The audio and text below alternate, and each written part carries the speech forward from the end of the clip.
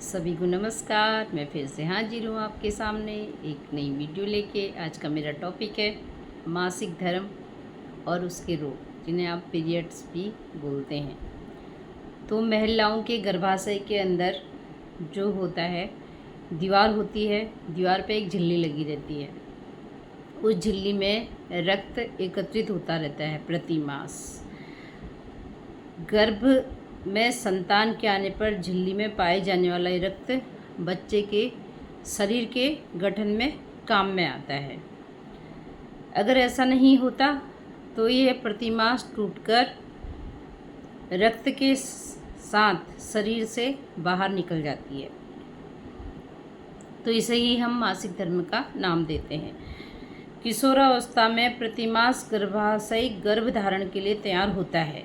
गर्भ धारण होने पर प्रत्येक माह प्रत्येक महिला को ऋतुकाल की स्थिति से गुजरना होता है।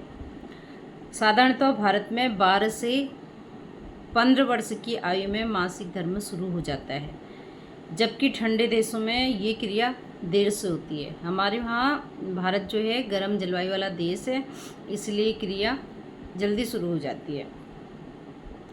इस दौरान लड़कियों को जो होता है कुछ कठिनाइयों का सामना करना पड़ता है, जैसे पेट में अधिक तीव्र पीड़ा होना, पेटों में दर्द होना। इसका मुख्य कारण होता है हार्मोनल का अनबैलेंस होना, यानी हार्मोन में चेंज आना। कई बार शरीर में हार्मोन का असंतुलन के कारण 2 से 3 साल भी लग जाते हैं। आपने देखा होगा कुछ बच्चियों के यहाँ अपर लिप्स में बाल आ जाते हैं इधर। तो इसीलिए इसमें चिंता करने की कोई बात नहीं। ऐसी स्थिति में यदि किशोरियों को प्रारंभिक अवस्था से ही योगासन, प्राणायाम तथा भोजन में परिवर्तन कराया जाए तो वो इससे आसानी से बाहर आ सकती है। स्त्रियों में मासिक धर्म सामान्यतः 28 से 30 दिन के अंतर में होता है। यदि 20 दिन से पूर्व या 35 दिन के बाद होता है तब मासिक की प्राकृतिक क्रिया तो इसे बंद हो जाती है, जब 50 से 55 वर्ष की आयु में। इसके बंद होने पर रोजनावृत्ति का समय प्रारंभ हो जाता है। यदि मासिक धर्म सामान्य आयु से अधिक अर्थात 55 वर्ष की आयु के बाद भी चलता है तो उसे एक रोग का लक्षण माना जाता है। इसीलिए हमें तुरंत ही अपने चिकित्सक से सलाह लेनी चाहिए।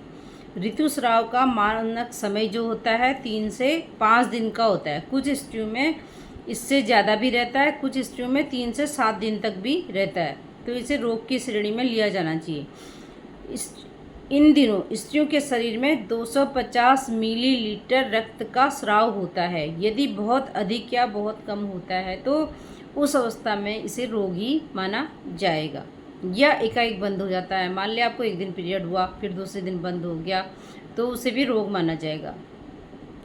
परंतु जब धीरे धीरे यह गति पकड़ता है, पहले दिन थोड़ा, फिर थोड़ा ज़्यादा, फिर बहुत ज़्यादा होना चाहिए आपको, धीरे धीरे ये फिर कम होता है। इस प्रकार होने वाला स्राव जो होता है वो निर्दोष कहा जाता है। ठीक है। तो इन दिनों हमें कुछ विशेष नियमों का पालन करना बहुत ज़रूरी है। आज जानकारी के अभाव में हमारी किशोरियाँ आगे जाकर बहुत ज़्यादा इस चीज़ को जो है बहुत उनको मानसिक और शारीरिक दोनों ही उनको समस्याओं का सामना करना पड़ता है। इसमें हमें जागरूक होने की और जागरूक करने की बहुत अधिक आवश्यकता है। इस वीडियो में मेरा इतना ही। अगली वीडियो में मैं आपको बताऊंगी कि इसमें हमें क्या करना चाहिए, क्या नहीं करना चाहिए, कौन सा भोजन लेना चाहिए, कौन सा नहीं लेना चाहिए। नमस्कार, तब तक के लिए।